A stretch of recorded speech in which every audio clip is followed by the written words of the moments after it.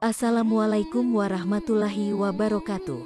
Segala puji bagi Allah, Tuhan seru sekalian alam. Solawat dan salam atas junjungan kita baginda Nabi Muhammad Sallallahu Alaihi Wasallam. Kali ini akan dibacakan karya Imam Al-Ghazali yang berjudul Mengingat Kematian, dalam kitab Tahzib Mukasyafah Al-Qulub.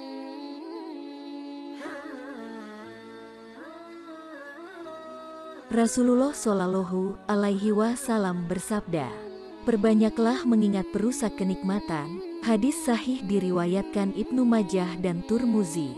Artinya, ingatlah akan sesuatu yang akan merusak kenikmatan, hingga kalian tak lagi peduli dengannya. Dan hanya kepada Allah Subhanahu wa Ta'ala kalian menghadap. Rasulullah Shallallahu Alaihi Wasallam juga berkata, "Andai saja binatang mengenal kematian seperti manusia mengenalnya, niscaya kalian tidak akan bisa makan lemak dari daging mereka." Hadis riwayat Baihaqi. Mengingat kematian meniscayakan adanya aksi menjauh dari dunia dan mempersiapkan akhirat. Sedangkan melupakan kematian akan mengakibatkan seseorang tenggelam dalam syahwat kesenangan. Hadis lain menyebutkan, kematian adalah kafarah bagi orang Islam. Hadis sahih. Orang Islam yang dimaksud di sini adalah orang yang benar-benar Islam, yang menyebarkan keselamatan bagi orang lain dengan ucapan dan perbuatan. Orang yang mencerminkan moral Islam dan tidak melakukan hal-hal maksiat. Kematian akan menyucikannya, karena ia telah menjauhi dosa-dosa besar dan melaksanakan kewajiban. Ibnu Umar radhiyallahu anhu berkata, "Suatu ketika aku menemui Rasulullah Shallallahu Alaihi Wasallam. Seseorang dari kaum Ansar bertanya kepada beliau, 'Siapa orang paling kaya dan mulia, wahai Rasulullah?' Jawab Rasulullah, 'Orang yang paling banyak mengingat kematian dan paling siap menghadapinya. Merekalah orang-orang yang paling kaya, memperoleh kemuliaan dunia dan keutamaan akhirat.'" Hadis Hasan diriwayatkan oleh Ibnu Majah. Hasan radhiyallahu anhu berkata, "Kematian adalah petaka dunia. Seorang yang berpikir tentangnya tidak akan bersenang-senang." Rabi bin Husaim berkata, "Tidak ada sesuatu yang gaib yang ditunggu seorang mukmin yang lebih baik dari kematian." Katanya juga, "Jangan pernah menyebutku pada seseorang, tapi tanyakan aku pada Tuhanku." Ada salah satu pesan yang ditulis ahli hikmah kepada temannya, "Wahai saudaraku, takutlah engkau kepada kematian di rumah dunia ini, sebelum engkau tiba di sebuah rumah, di mana takkan lagi ada kematian walau engkau memintanya." Ibnu Sirin, setiap kali mendengar kata kematian disebut, anggota tubuhnya menjadi beku. Setiap malam Umar bin Abdul Aziz senantiasa mengumpulkan para ahli fikih. Mereka saling mengingatkan kematian, kiamat dan akhirat. Lalu mereka menangis bersama-sama, seperti ada seseorang yang meninggal di antara mereka.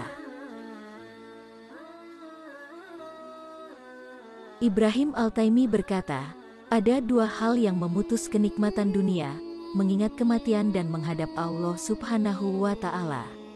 Ka'ab berkata, "Barang siapa yang mengenal kematian, maka musibah dunia akan terlihat ringan baginya." Mutrifi pernah berkata, "Aku seperti bermimpi. Seperti ada seseorang berkata di tengah-tengah masjid Basrah, ingatan terhadap kematian bisa memutus hati orang-orang yang takut kepada Allah. Kamu akan melihat mereka seperti tak sadarkan diri." Imam Asy'adz berkata, "Setiap kali kami menemui Hasan, ia selalu mengingat neraka, akhirat dan kematian." Safiyah radhiyallahu anha bercerita, ada seorang perempuan mengadu kepada Aisyah radhiyallahu anha tentang kekerasan hatinya. Aisyah berkata, "Perbanyaklah mengingat kematian, maka hatimu akan lembut." Perempuan itu melakukan saran Aisyah dan hatinya pun lembut. Ia datang kembali kepada Aisyah dan berterima kasih kepadanya. Setiap kali kematian dan kiamat disebut-sebut di dekat Daud alaihi salam, Ia menangis hingga gemetaran. Hanya cerita Rahmat yang bisa menyadarkannya. Kata Hasan, setiap kali aku bertemu dengan seseorang, aku senantiasa mengingatkannya akan kematian dan membuatnya sedih. Umar bin Abdul Aziz pernah meminta nasihat kepada salah seorang ulama. Kata ulama itu, engkau bukanlah orang pertama yang meninggal. Terus, kata Umar, tidak ada seorang pun sejak Adam yang tidak merasakan kematian. Dan kini, tiba giliranmu. Umar menangis mendengarnya.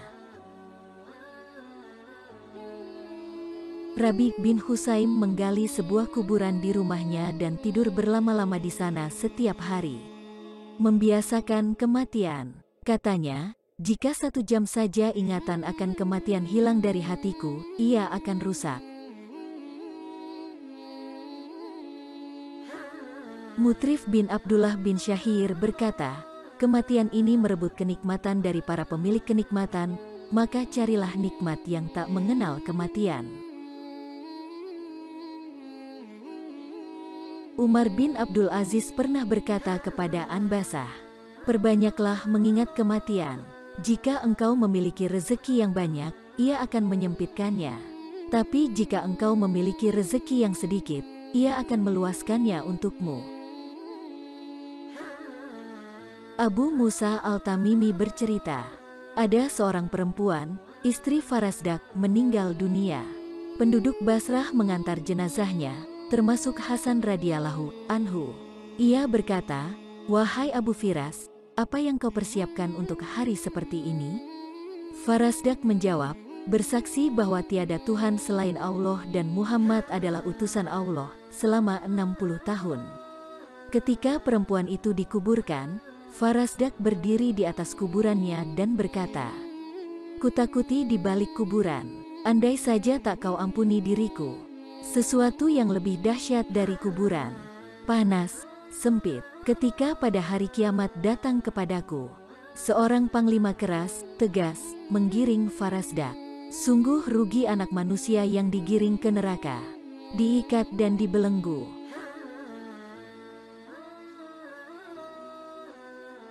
Para penyair bersenandung tentang ahli kubur.